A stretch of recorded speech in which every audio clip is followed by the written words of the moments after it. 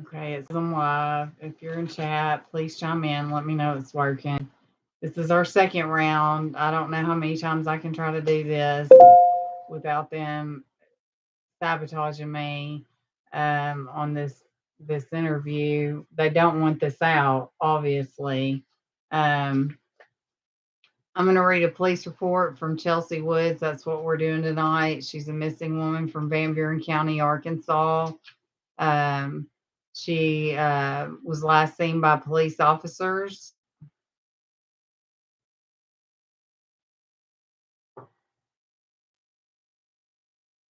As long as it's working. Let me see if it's working now.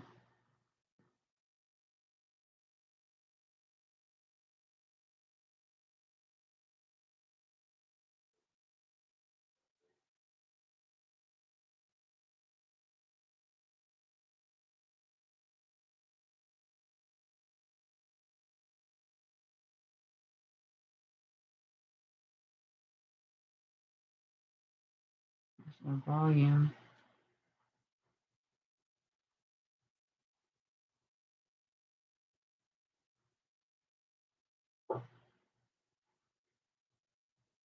As long as it's working. Let me see if it's working now.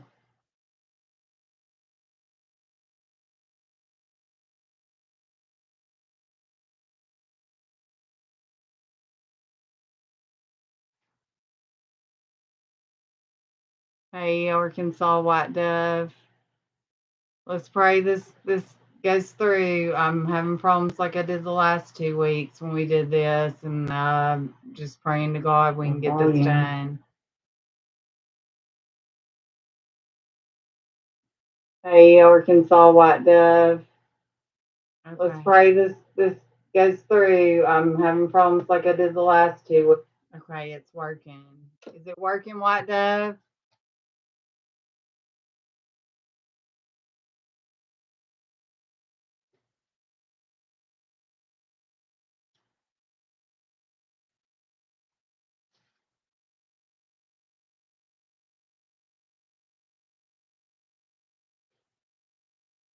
Let's read this police report again on Chelsea Woods.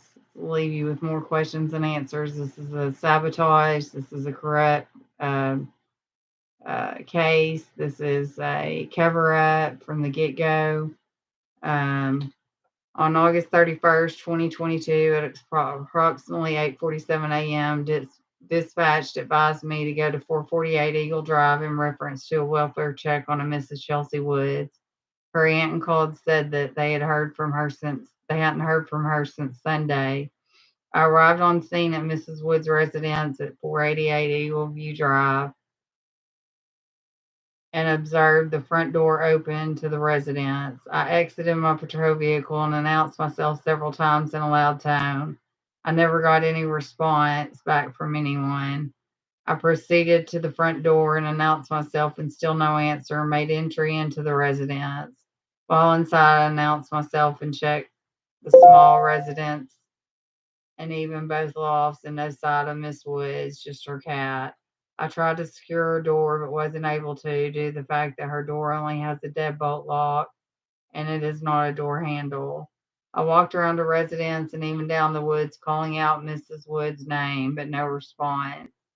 Nor did I hear anything or any sound like someone was walking over or even a distress call. I went back to my vehicle and called for Miss Woods over my patrol rig's PA system, but still no response. Miss Hastings, Miss Woods' aunt, stated that her mother's nerves were shook up and she called her to tell her what happened. I left a message for Miss Woods' mother, a Sherry Lawrence, but wasn't able to make contact and left her voicemail. A while later, I arrived at the sheriff's office and was finally able to get into contact with Miss Lawrence. Miss Lawrence stated she had talked to Miss Woods on Friday, and Miss Woods advised her that someone was cutting her and she would speak with her father, a Mr. Rex Tracy Fitzgerald. Miss Lawrence stated that Miss Woods' father texted her Saturday and she responded back to him that she couldn't speak right now and it wasn't a good time and she would text him back later. Miss Lawrence stated that her ex-husband, Mr. Fitzgerald, had heard back from her as of 8/31/20 hadn't heard back from her as of 8/31/22. I advised Miss Lawrence that I would go ahead and do a missing person report by phone. They didn't do one that day that she went missing, since circumstances she couldn't come to the sheriff's office due to her living in Tennessee.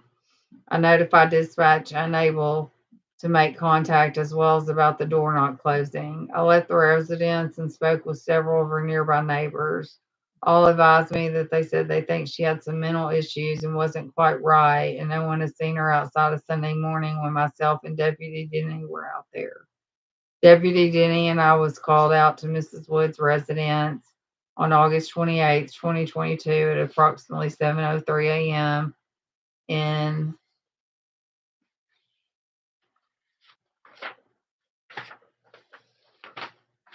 reference to domestic that had already occurred.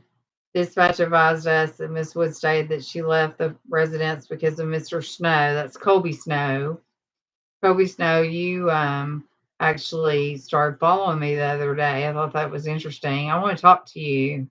My number is 870-371-1625. I want to talk to you, Colby Snow. You know more than what you're leading on. And I'm still trying to figure out how, if, well, we'll get to it. Mr. Snow and his crew were at their residence. If you were at the residence, and how could you be in Monticello when she went missing? Because this is supposedly the day she went missing. Upon our arrival, we met with a Mr. Bobby Walker, who stated that Mrs. Woods was talking all sorts of crazy and she ran out the door in the woods. While I stayed there and got more information on Mr. Woods, I had Deputy Denny drive down the road to see if we could locate Miss Woods. A few minutes later, Deputy Logan radioed me and told me to come down to the neighbor's residence where he was at, and I proceeded to his location. Upon arriving, Deputy Denny advised me he saw Miss Wood. She told him that he wasn't Officer Solomon and wasn't going to speak with him.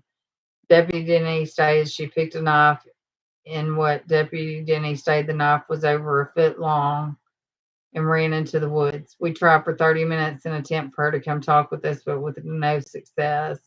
We went back to Miss Wood's residence, where I advised Mr. Walker, that's Bobby Walker, that it would be in his best, who also had a felony for his arrest. Why didn't they arrest him there? Be in his best interest if he left, because he was there with Chelsea that morning.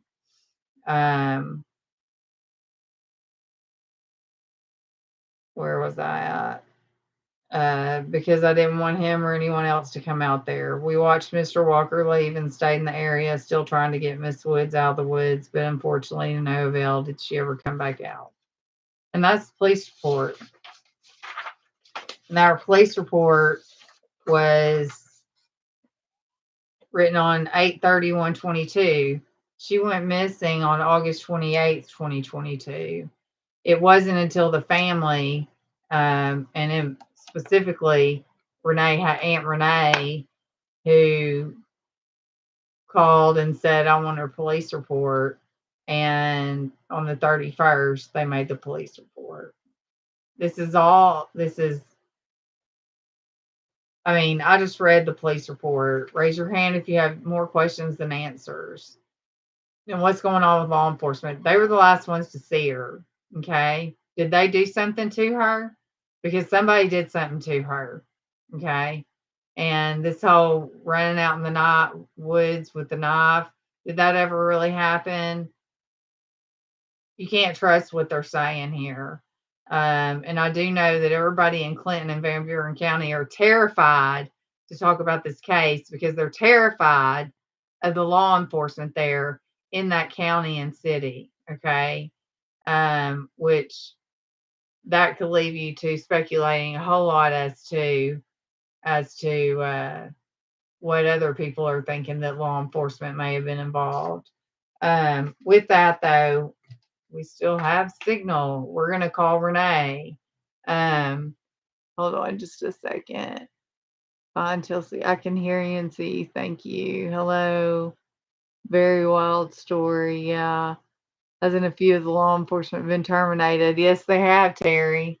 Yes, they have. In fact, almost all of them. But we're Miss Renee.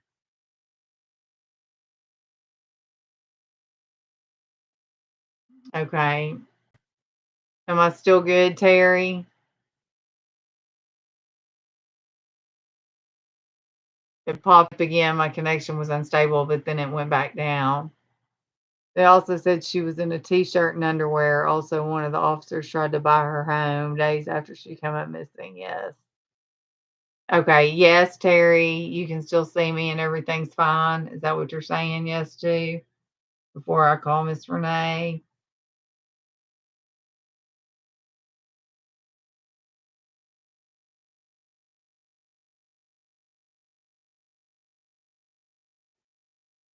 Yes, we can see you. Thank the Lord. Y'all, let's say a prayer that this goes without a hitch. Okay. Y'all got to tell me if you can hear her. Hey. Hey, Renee. Hey. How are you? I'm good. How are you? I'm great. We've got you all the way to, we've got you on speakerphone now, and and my Wi-Fi or my YouTube hasn't gone down so far, so good. Oh, good. Yeah, let's just pray and hope we can get through this interview. Right. I was a little behind on the link, so I was hoping that it was still running. Yeah. Do you got the right link pulled up? I do. Okay. I do. And you're welcome to share it to your. There's a Bring Home Chelsea Woods Facebook group. Everybody go to that, please, and join it. The more the merrier over there. They need all the people they can get, and it's called Bring Home Chelsea Woods, and her name is spelled CHELSEA and Woods. So with that, we have Aunt Renee Hastings, who has been fighting blood tooth and nail for her niece for what going on almost 3 years in August. Yeah. Yeah. With no answers. Are you there? Hello? Can you hear me? I can hear you now, yes. Okay. You've been fighting blood tooth and nail for going on 3 years with absolutely no answers and more questions than answers. No answers at all. We have none. Zero. What I'd like to start out on the interview is go back to the beginning of Chelsea. You guys are from Nashville, and Chelsea was from Nashville. Let's tell everybody, tell the audience how she ended up in Clinton, Arkansas, all the way from Nashville, Tennessee, and I have a feeling it has to do with the Colby snow. Well, she was married, and that took her to Arkansas because her ex-husband was from Arkansas. Okay. And then so they split, and she stayed in Arkansas because her son was down there. Okay. And then that's when she met Colby, and then they were together. Okay. And then Colby and her moved together to the cabin. Yes. Uh-huh. Now this cabin is way out in the woods. There are a few neighbors, but few and far between. Right. It's out in the middle of nowhere, and spooky. To be honest, where it is, and it's really eerie and spooky. Now that she's been missing, it just the vibe there. I haven't been, but I watched JLR Investigates when he went, and I just got chills. Right. And JLR Investigates, by the way, has done 2 or 3 shows on Chelsea Woods, and they're excellent. And I would ask all my audience to please go watch them. He's done an excellent job in helping Renee. And he even went to Clinton, and he showed the home, the cabin where Chelsea was living. And now she was living with Colby Snow, right? That was her boyfriend at Yes, the time. she was. I think up until about, I think they had been split up maybe a few months Okay. up until the time she disappeared. And he had went back to Monticello. Okay. And then she was there by herself. And Monticello that's when to all this live. happened. Did he move back to Monticello, or just go there to get away? I think he's originally from Monticello. Okay. So he had moved up to Clinton because they both lived in Monticello for a little bit. Then they got this place up there in Clinton, Okay. in the middle of nowhere, like as you said.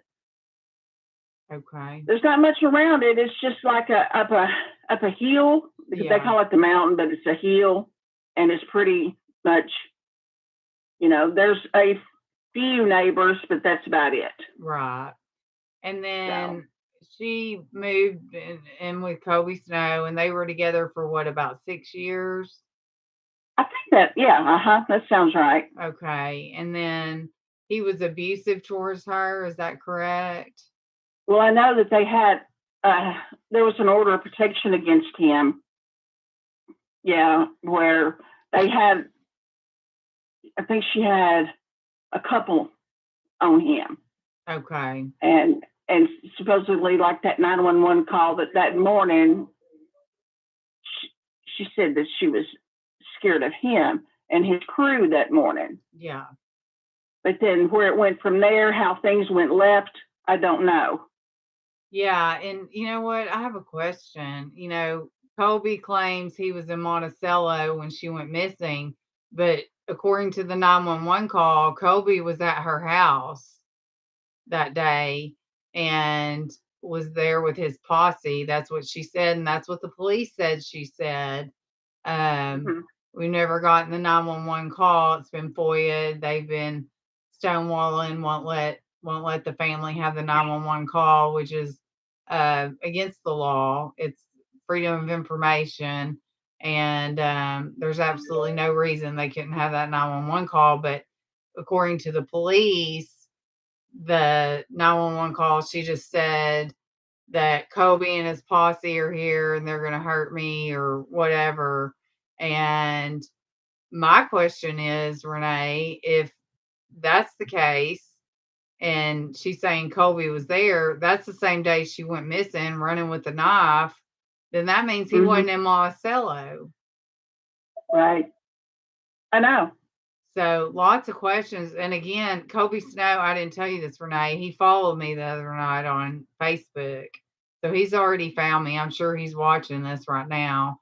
And I'll give my number out again, Colby. It's 870-371-1625. I want to talk to you about what you know, because I, along with Renee and everybody that's following this case, believes that you know more than, not saying you did anything to her, but you know more than what you're letting on. Do you agree, Renee?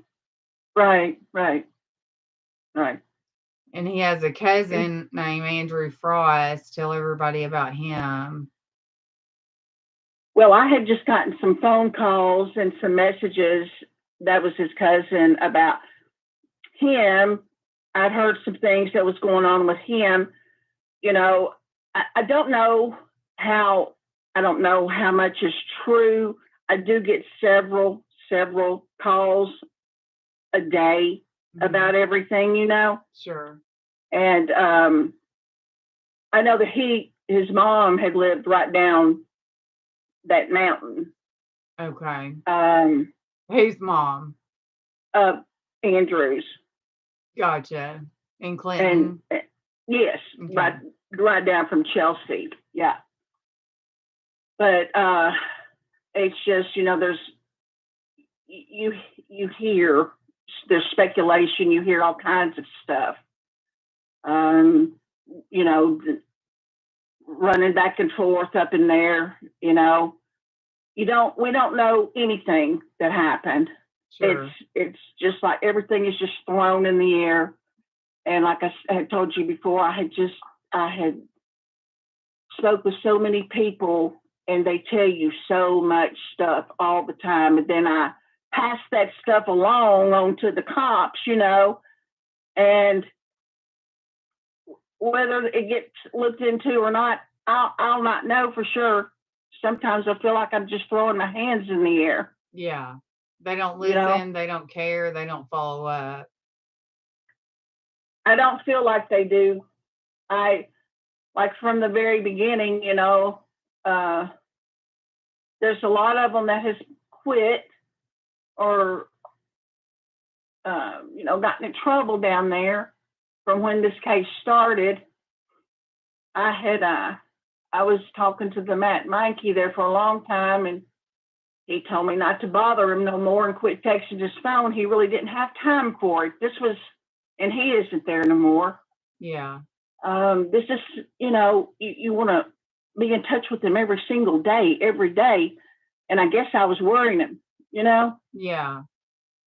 And that's just kind of how you've been treated throughout the whole thing a little bit, Yeah, you've been treated terribly. From the very get-go, we were told when we went down there and we went to Van Buren County, they said, oh, her phone, she's turning her phone on and off. She's just running with the wrong crowd. Yeah. And we were like, what? Can you ping that phone to where she was? Can you do this? Can you do that? Oh, she's fine. She's fine. They reassured us she's fine. Yeah, take everybody back to when you learned she was missing, because you guys live in Nashville. Y'all are very close. Her mother and her are very close. They talked every day. I think there was a phone call a few days prior to her going missing to Sherry Lawrence, who's her mother, stating that if something happens to me, I love you. Yes. And Sherry's like, wait, what? Yes. And then it's like, I think she hung up. Well, she could never get her back on the phone. Well, that next day, or maybe even the day after next, nobody could get her. I called to do a wellness check on her. And that's when they tell me, oh, this is what's happened. We were up there, and this is what happened. Right.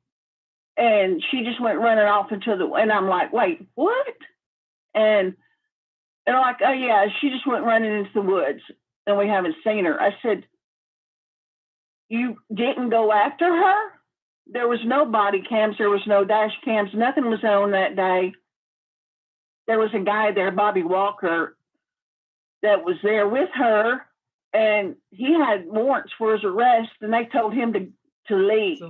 And I would like to talk to Bobby Walker as well, because he has to know some details that aren't privy, that we're not privy to yet. So Bobby Walker, if you're out there, my number is 870-371-1165. I would love to speak to you about, because he came back and said later Van Buren County lied.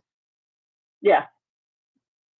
And so he told me that they lied, and I said, lied about what? And he said, lied about what happened. Yeah. And but see, you can't hardly get him to talk. Right. And he kind of just left me hanging. Right. And I said, did you hear her scream when she ran off in the woods? He said he did. And then that's supposedly the last time anybody saw her. Where does she go? Where does she vanish to? Yeah. And what woman is going to run out in the middle of the woods with a butcher knife? And she had to have had her phone with her too, in her purse, because that was found later. We'll talk about that later, but staged down the hill, the ravine. This is a very steep ravine outside her cabin. Like there's nowhere she could have gone without Uh-uh. rolling down a hill. And there's cliffs on back in there. Cliffs, caves. But you would have to, I think, like get on a rope and go down the wall kind of, unless you knew exactly where you were going back there. But if you're running, you're not going to just and being barefoot. Yeah. Come on.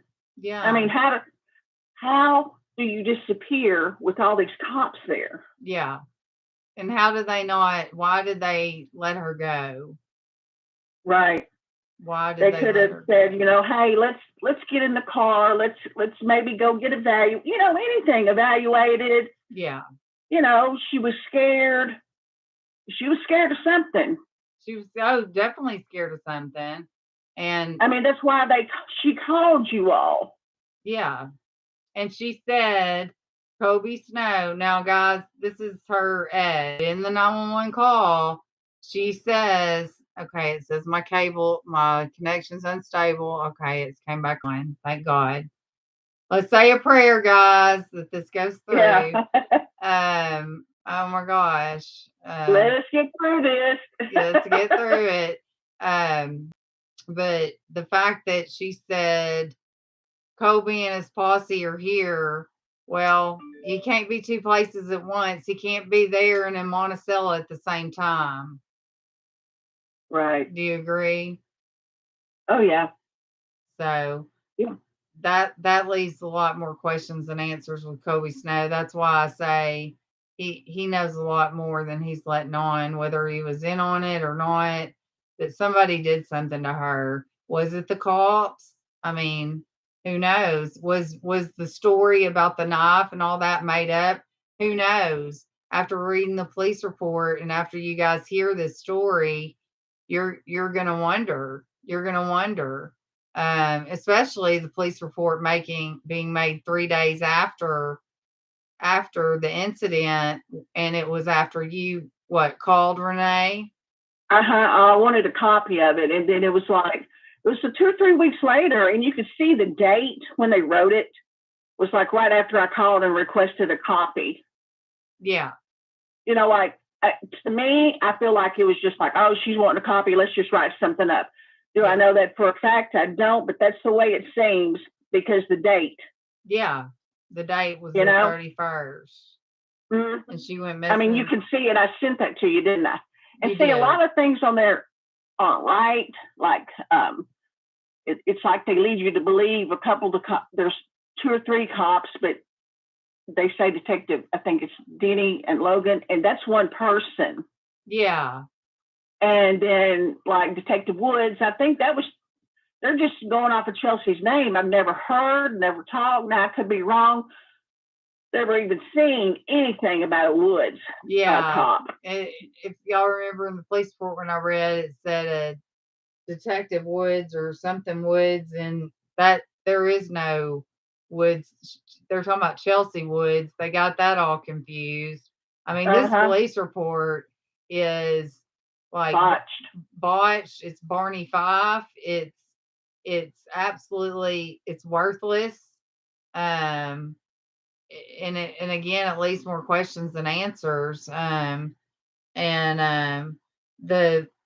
The one question I know we had talked about was, were there cameras? And I remember you saying, well, a guy goes by Pistol Pete. His name's James Rogers. He's a big meth dealer who lived just a few doors down from Chelsea, correct? Yeah. And from what I understand, he has game cameras, but they just happen to be off that day. Right. Just happened to be turned off that day. And just like their vehicles and their body cams, none was on that day. Yeah. Not even your dash cam, Yeah. Let's see what else. I know I feel like I'm leaving stuff out. It's okay. Take your time. It's just, it's so frustrating because she called them to help her. Yeah. And y'all she disappears and has never been seen since she called you all for help. Yeah. Come on.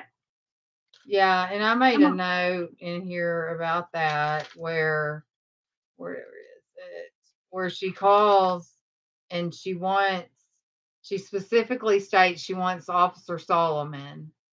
Yeah. And he's not Van Buren County. He was a state he cop. was a Clinton officer for the city of Clinton, I believe, at the time, wasn't he? I think he was state. I think, and he no longer works where he did because of an incident, but he's still on the force in another, like 2 or 3 counties down. Yeah, he's in. We tried reaching out to him, but he refuses to talk to us. He refuses to talk to her mother. We even talked. My sister talked to his wife, and she knew of Chelsea, but he will not call back. He won't. It's radio silent. Yeah, he went to Faulkner County. I did research. Yeah, that's where he went. Yeah, that's where he went. You're right. Faulkner County. And then remember, I was telling you about Matt Mikey a while ago. He ended up coming to Nashville and got my sister's DNA. Okay. Okay, who did? Matt Mikey, the one I was telling you that he told me to quit. Okay. I need to quit texting him and leave him alone. Tell everybody who he is. He was a cop at Van Buren County. Okay. Well, he came to Nashville, got Sherry's DNA. Okay. Took it back. Guess what? He never even did anything with it because the state police asked her, "Hey, did you give your DNA?" She said, "I did." He came to Nashville, and there was no report of any of that happening. Now, what is that? Wow. Why was that even? Was it, like for show? I don't know. Well, I mean, literally, what was that? Yeah. There's so many things that has happened, and I just have to question all of that. That right there. Why would you come here to do that, and then you never turn it in? Yeah, it was like he was doing it for show. Yeah. That's amazing. Yeah. That's amazing. And the search for her, there was a big search for her, but tell everybody how that search happened, because this was not coordinated by the police departments or the sheriff's departments. This was coordinated by you all and a plethora of wonderful people. Yes. That volunteers. Tell everybody about that. Oh yeah, I met a girl. I know she likes to be anonymous. Sure. And she's helped me so much. Like when all this started, with so much, I can't even tell you. And she kind of put all this together. And we came on down to Arkansas, and so many people came out, but Van Buren County, she was like, "Look, this has got to, we're doing this. Y'all got to get in and start helping." Well, they showed up that day. Mm-hmm. They did. And they organized stuff, but it's like she had to make them get, like, "Hey, we're getting the search going. You've got to get involved here." Yeah. It was like, it was like pulling teeth to get law enforcement involved. Yeah. Yeah. They didn't want to be involved, did they? I don't think so. Unbelievable. We have people like Sydney Sutherland go missing, and they pull out all the stops, and I just use her as an example. And I mean, they stop at nothing. They've got helicopters. They've got, you name it, U.S. Marshals. They threw, and she ended up on international news. And she was a beautiful nurse, long blonde hair. I use her as an example because it's not fair that kind of attention can go to her, but yet that kind of attention doesn't go to someone like Chelsea Woods. Chelsea Woods was a person. Chelsea Woods was a mother. She was a daughter. She was a niece. She was a friend, a confidant. She was, by all accounts, a wonderful person that you just never met a stranger. Um, a person who deserves better, and Yeah. it's like they've just thrown her away. Yeah. That's, yeah. And It's that, it's the way it feels, you know. yeah, Um, I don't know. I just, and it's heartbreaking. It's heartbreaking. I it is. can't imagine being in your position and dealing with them. Just, it's like you said, I think in the JLR interview, I mean, she's just like, she was nobody, you know, Yeah. and she was somebody, and she mattered. She mattered, and she matters. And and the fact that there was no, they it had not the family put the search together, there would have been no search. Is that correct? Um, I don't know. I really don't. I don't think it would have been like the one that, the first one. Yeah. Yeah, Because my friend organized all that. yeah. She got it all organized. And that was like what, 6 months after she went missing? Yeah. Yeah. So There was never any, they didn't look, nothing, anything. And finally, we got that together and had the search. So, and law enforcement it just, had 6 months to search for her. Hell, they had the days she was running with the knife to search for her. I mean, they were the last people to see her alive. What right. what happened to her? What did they do to her? Did the police, did they do something to her? I mean, that's why I said this case leaves you open to just speculation, because it's all you Yeah. can do is speculate. But did the police? Did she was the girl who knew too much? She now Colby was into drugs, bad. Um, and then Chelsea, we know, had a problem, correct? And she was getting clean. Well, she was clean. She was She was clean. clean. Yes. Yes. And therein lies the problem, because that means she was trying to get out and she knew too much, is what from my experience, that then all of a sudden they got to get rid of her. She's the liability, when they try to get clean and get out. And if she knew too Yeah. much, you know what I'm saying?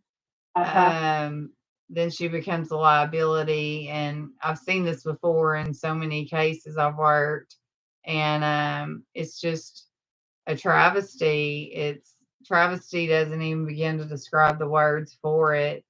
And Well, um, she deserves better. Um, there, I've taken a lot of notes from when we talked on the phone. uh Um, huh. Oh, you got Pistol Pete, James Rogers. He's a big meth dealer. Okay. Big meth dealer. And she was associated with him in some way because he was her neighbor, sort of. Um, Yeah. and then but Colby Snow was good friends with him, was he not? Say, I'm sorry. What did you say? Colby was what? Wasn't he good friends with Pistol Pete? Oh, I think yeah. At one time, I think he was, because I think his house was right there. That was the closest house to them, Right, if I'm right. right. Yeah. And his game cameras just happened to be turned off the day that That's what I was told, that yeah, all his cameras were off. that's convenient. Um, I know. and then a few weeks after the search that the family put on, okay, not the law enforcement, but the family put on, which was 6 months later. So that means law enforcement had 6 whole months to look for this girl, and they didn't do it. They didn't do it. It's Mm-mm. disgusting. It's their job. Okay. They didn't want to find her. They didn't want to mess with her. She was a throwaway as far as they're concerned. There were remarks made where she was running with the wrong crowd. Well, she was running with the wrong crowd, but that doesn't make her life any less valuable than anyone else's. Okay. And with the wrong crowd, meaning Colby Snow, Andrew Frost, who is Colby's cousin. But the search was put together by the family. But a few weeks after the search, tell everybody what was found. See, so that means she didn't just have a butcher knife when she was running out. She had her after y'all hear what Renee says, she had to have had her purse because it had her ID and her phone and her phone charger.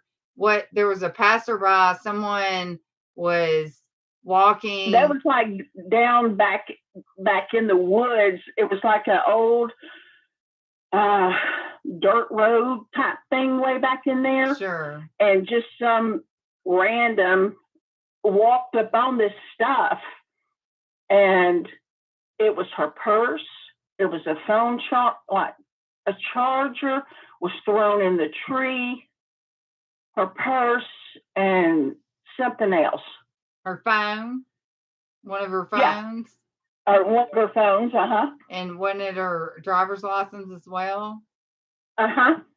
Yeah. And it was all thrown out. And what I was told, that almost looked staged. Yeah. Yeah, especially with the phone charger hanging in a tree. I mean, I don't think any of that stuff was ever supposed to be found because the terrain down there is, I haven't been, but after watching JLR Investigates and talking to you, it's challenging to say the least. Yeah. So the fact that this man found this stuff was unbelievable. Now, did you turn all that in to the police? Oh, well, the guy that found that did. Okay. He turned it in. And I think he was like he was an older gentleman. Okay. He was like an ex-fireman or something. And he turned that in. Okay. And then you found out about that. And then the phone they found with that. Tell everybody. And then there was a couple more phones that was found. One of them was found in the wall of that cabin. Yeah. She had 3 phones. 3 phones. This is a girl running for her life scared.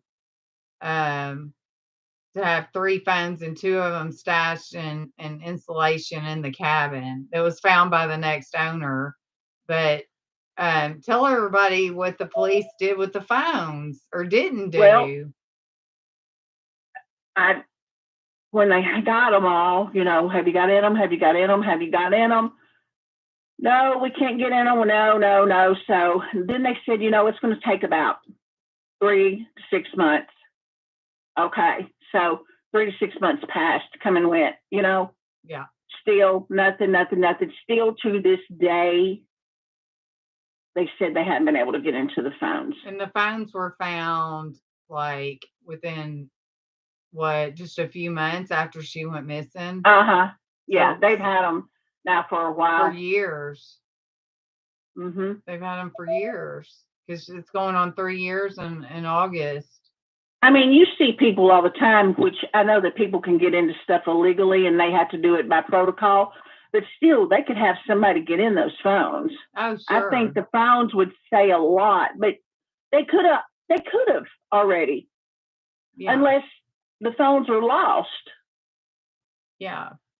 I don't know. Don't know. Unbelievable. They find the phones and they don't do anything with them, y'all. They didn't do jack. I'm talking to my audience. They didn't do anything with them. Didn't investigate the phones. No telling what kind of information was on those phones. And I know they said they sent the phones, actually, I think a couple of them to the FBI.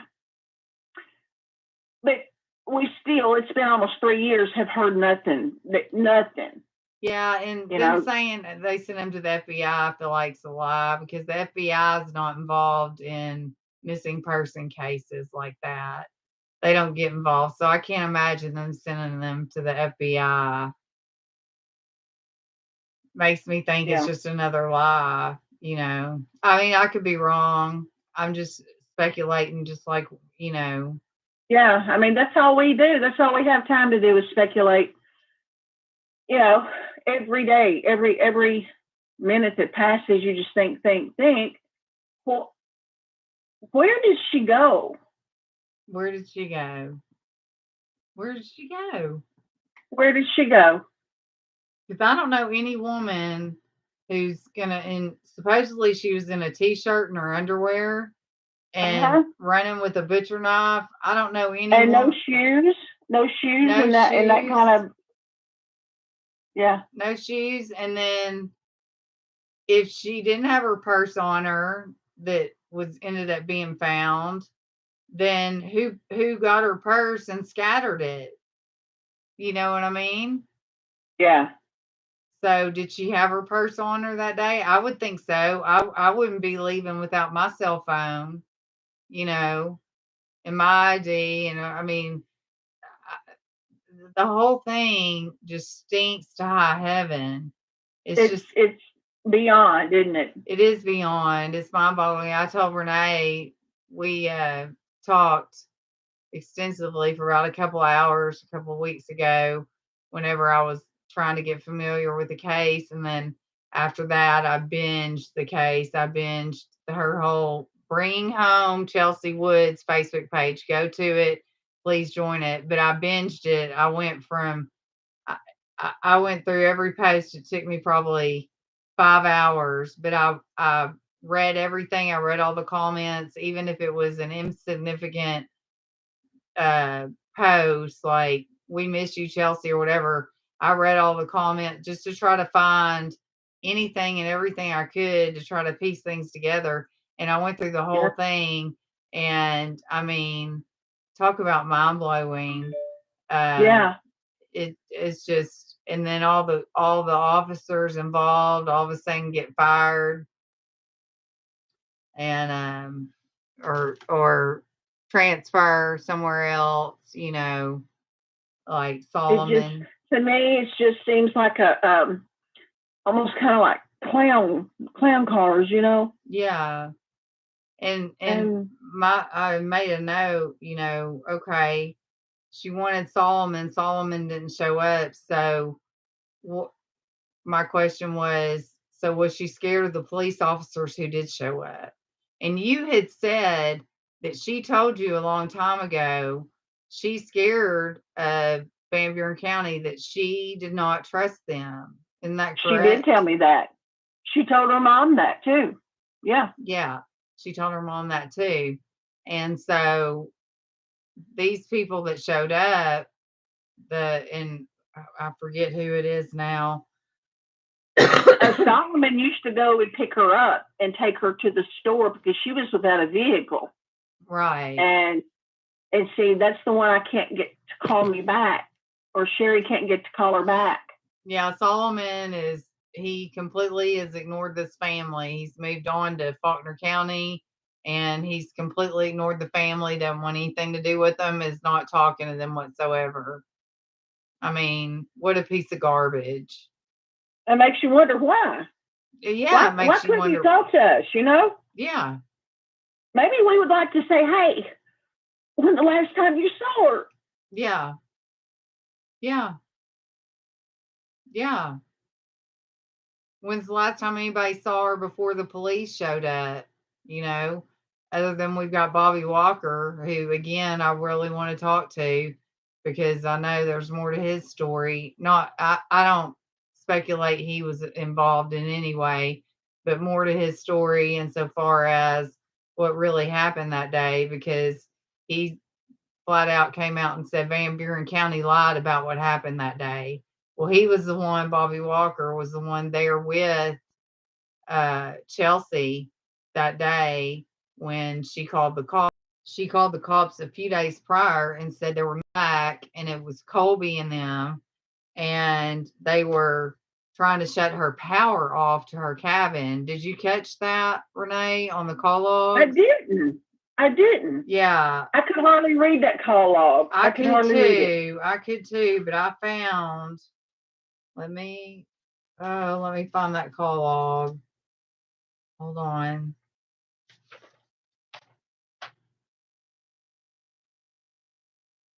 And as an aside, Kobe Snow is major domestic violence, has tons of domestic, he should be in prison.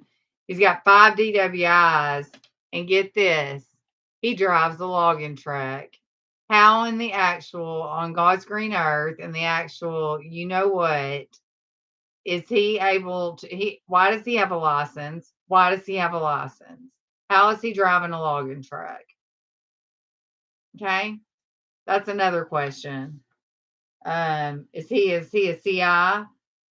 I would believe so. If I had to guess. Oh man, where did I do with that? Let me see. I think maybe it's in my phone, Renee. Let me look real quick. Okay. Because I saw that and I thought, whoa.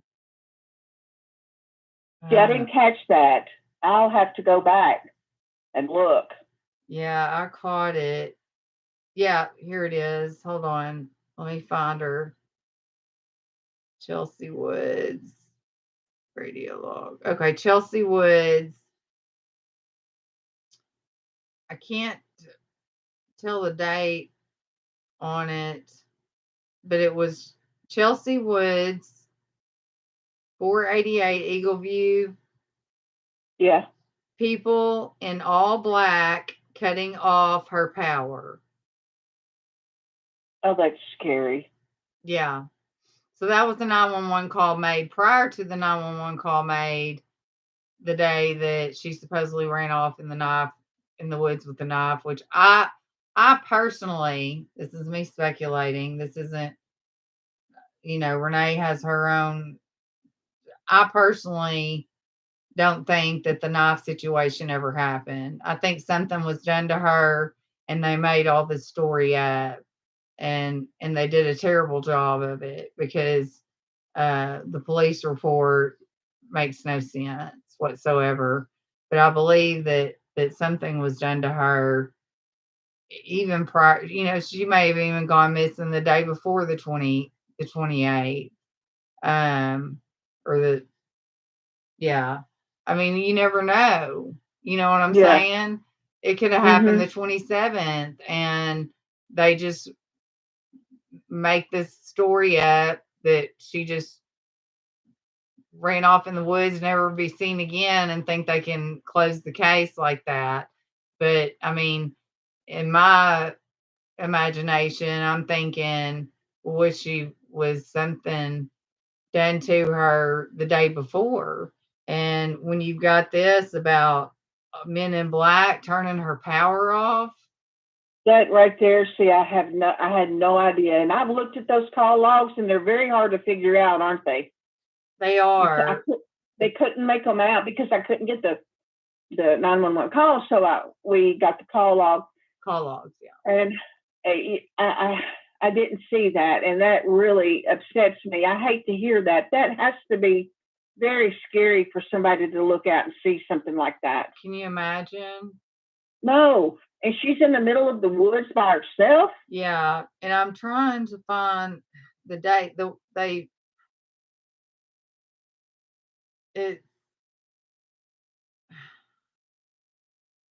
got a 17 to 22. They go in military time, which I don't understand. And I don't know. I'd have to look at it further to see if I could get the actual date. But yeah, Chelsea Woods, 488 Eagle View Drive, people in all black cutting off her power. And that was a 911 call log. I'm surprised you missed that one. I'll have to send that to you. I'll blow it up and send it to you so you'll have it. Okay. But it's in the call logs you sent me. Okay. And that one really struck me. That one gave me chills. Y'all, It does me too, just listening to that. Yeah, and whenever I'm telling you the story, once I talked to her, Renee, a couple weeks ago about everything, and then I binged the case for probably 14 hours between the rest of the day after we talked and then the whole next day. Watched all the JLR Investigate videos, went through the whole Bringing Home Chelsea Woods, because there's all kinds of good stuff in there. And then just the phone call I had with Renee, I didn't go to sleep till like 5 a.m. That one, and y'all know me, I'm tough and I can I don't know what the word is, but I can com- It's hard. It's hard to yeah, listen to all this. yeah, I can snap in and snap out, to real life or to what I've got going on versus these tragedies that I hear about all the time. And this one I couldn't shake. I could not